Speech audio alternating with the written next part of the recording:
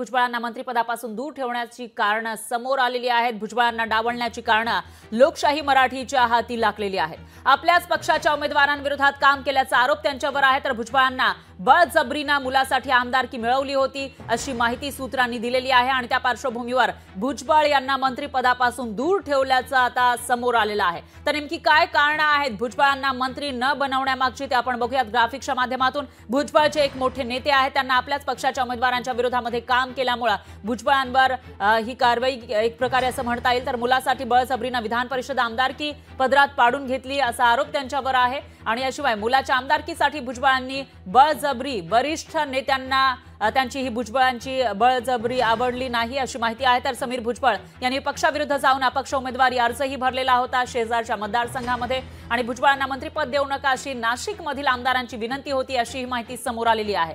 तर नाशिकमधील सर्व आमदारांनी अजित पवारांकडे ही मागणी केली होती अशी माहिती समोर आली आहे आणि भुजबळांना मंत्रिपद दिल्यास आमदारांनी राजीनाम्याचा इशारा दिला होता, त्यामुळेच अजित पवारांनी त्यांना मंत्री केलं नसावं असं एक आता कारण या ठिकाणी समोर येताना दिसून येतंय।